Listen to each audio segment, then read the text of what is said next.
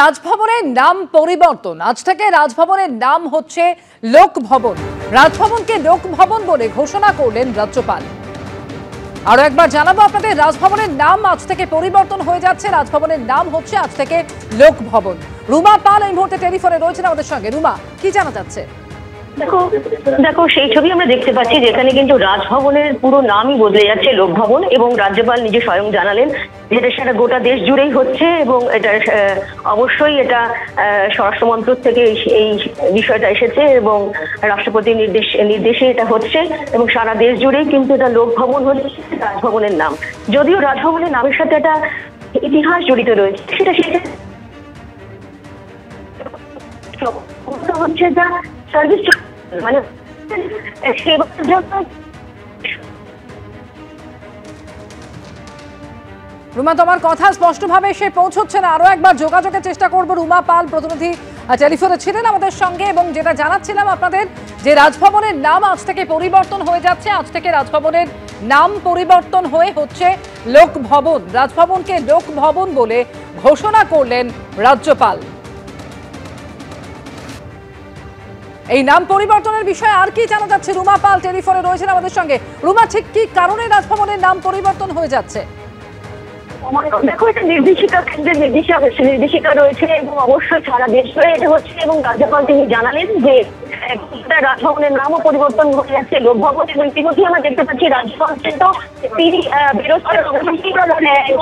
পুরো তিনি সব জায়গায় থেকে ঘুরবেন। জানিয়ে রাখি যে লোক ভবন যেখানে রাজভবনের লেখা রয়েছে সেখানে কিন্তু প্রত্যেকটা জায়গায় রাজ্যপাল কিন্তু লোক ভবন সেখানে বোর্ড লাগালেন এবং নিজেই বোর্ড লাগালেন সেখানে লোক ভবন। এবং এই মুহূর্তে আমরা দেখতে পাচ্ছি, যদি ছবিটা আমাদের এসে থাকে অবশ্যই দেখতে পাচ্ছি যে রাজ্যপাল এবার গাড়িতে উঠবেন এবং গাড়িতে উঠে তিনি বিভিন্ন জায়গায় এখানে পরিদর্শন করবেন।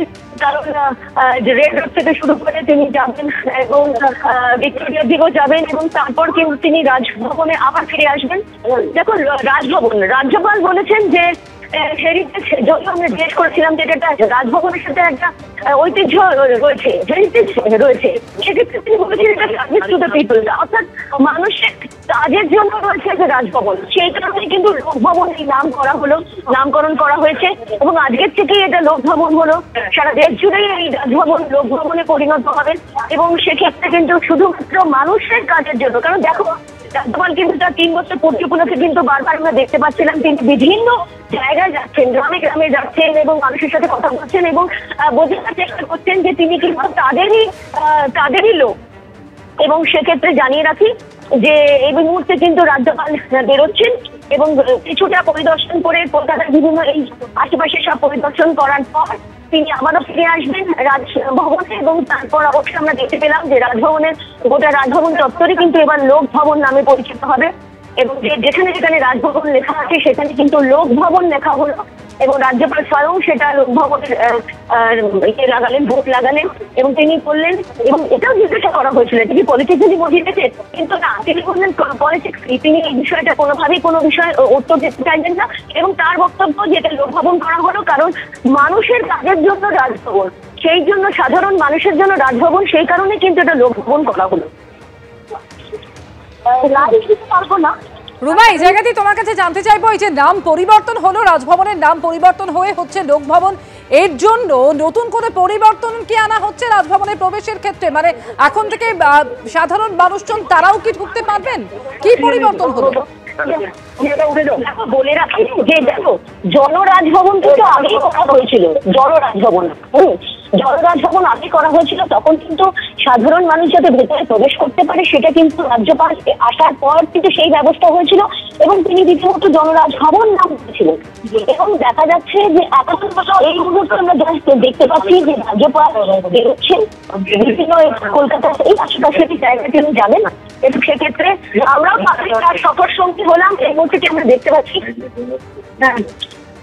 সফর সঙ্গী হচ্ছি আমি একবার, যদিও আমি একবার দেখো আমি যাচ্ছি কিনা পুরো, আমি যাচ্ছি এই মুহূর্তে সফর সঙ্গী রাজ্যপালের, আমরা রাজ্যপালের সফর সঙ্গী এই মুহূর্তে যাচ্ছি। রাজ্যপাল যেখানে যেখানে যাচ্ছেন সেখানে আমরা যাবো, রাজ্যপাল যেখানে যেখানে যাচ্ছেন সেখানে আমরা যাব।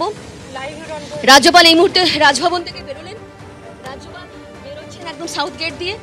সাউথ গেট দিয়ে বেরিয়ে তিনি যাবেন একদম রেড রোড ভিক্টোরিয়া, এমনটাই জানার যা ইনফরমেশন পাচ্ছি, এবং তারপর কিন্তু আবার তিনি রাজভবনে ফিরে আসবেন। দেখো, প্রথমেই দেখলাম তো রাজভবনে কিন্তু রাজ্যপাল প্রথমেই রাজভবন যেখানে লোক ভবন করলেন, এবং তিনি বললেন যে এই গোটা দেশ জুড়েই কিন্তু এই লোক ভবন হচ্ছে, এবং আজকে কিন্তু কলকাতার রাজভবনের নাম হয়ে গেল লোক ভবন। এটা একটা ঐতিহ্য জড়িত রয়েছে রাজভবনের সাথে, সেটাও কিন্তু তিনি বললেন। কিন্তু তাও সত্ত্বেও সেটা বললেন যে লোক ভবন যখন হয়েছে সেটা কিন্তু মানুষের জন্য, মানুষের কাজের স্বার্থে কিন্তু এই রাজভবন। বারবার রাজ্যপাল প্রমাণ করার চেষ্টা করেছেন তিনি সাধারণ মানুষের এবং তিনি কাছের লোক, সে কারণে গ্রামে গ্রামে তিনি ঘুরছেন, এবং এর গত সপ্তাহে তিনি কিন্তু বিভিন্ন জায়গায় গিয়েছিলেন, বোটে করে গিয়েছিলেন, বিভিন্ন জায়গায় গিয়েছিলেন, সাধারণ মানুষের সঙ্গে একদম মেশার চেষ্টা করেছেন। এই মুহূর্তেও কিন্তু দেখা যাচ্ছে যে আমরা রাজভবন থেকে বেরিয়ে পড়েছি, সাউথ গেট দিয়ে যাচ্ছি। সাউথ গেট দিয়ে একবার দেখাবার চেষ্টা করব, যদি এই ছবিটা আমরা পাচ্ছি কিনা। আমি এই মুহূর্তে ঠিক আমরা কি, হ্যাঁ, এই মুহূর্তে আমরা দেখতে পাচ্ছি যে একদম যাচ্ছি সাউথ গেট দিয়ে রাজভবনের। রাজ্যপাল যাচ্ছেন, রাজ্যপালের সফর সঙ্গী আমরা এই মুহূর্তে আমরা দেখতে পাচ্ছি রাজ্যপাল যাচ্ছেন, রেড রোড ধরে যাচ্ছেন। রেড রোড ধরে উনি যাবেন, পুরো রেড রোড গোটা চত্বরই তিনি ঘুরবেন, এবং তারপর যাবেন একেবারে বলে রাখি যে ভিক্টোরিয়া, এবং তারপর তিনি আবারও ফিরে আসবেন রাজভবনে। অর্থাৎ বলা যেতে পারে এটা একটা ঐতিহাসিক দিনই বলছেন, কারণ একেবারে রাজভবন, যে রাজভবন গভর্নর হাউস রাজভবন বলেই পরিচিত এতদিন, সেটা লোক ভবনে পরিণত হয়েছে। এবং যেহেতু জনরাজভবন আগেই বলেছিলেন রাজ্যপাল যখন তিনি এসেছিলেন, দেখা গেছে গত বছর থেকে কিন্তু ধীরে ধীরে সাধারণ মানুষ যাতে প্রবেশ করতে পারে, এবং সেই নিয়ম অনুসারে সেই ব্যবস্থা কিন্তু শুরু হয়েছিল। এখন দেখা যাচ্ছে লোক ভবন, মানে সাধারণ মানুষের জন্য তিনি কাজ করবেন। The Rajbhavan should not remain in ivory tower. People should have access to the Rajbhavan therefore. Now it is decided by the government of India that all Rajbhavans will follow suit and will be called Lok Bhavans. Accordingly, from today onwards, the official designations of this building, this edifice, will be Lok Bhavan, not Rajbhavan. There is going to be a Lok Bhavan march today to announce this and to implement it in consultation with the people of the state. There will also be a regular program called Lok Charcha, in which the governor and the staff of Rajbhavan will interact with the people. It's almost a sequel of the mobile Rajbhavan which was launched earlier. People can certainly wave their hands. We will stop. We will hold addas with them in the vegetable markets, in the public street, wherever people want. They will have access to the Rajbhavan. Today onwards, it is never Rajbhavan, it is Lok Bhavan. ABP Ananda, এগিয়ে থাকে, এগিয়ে রাখে।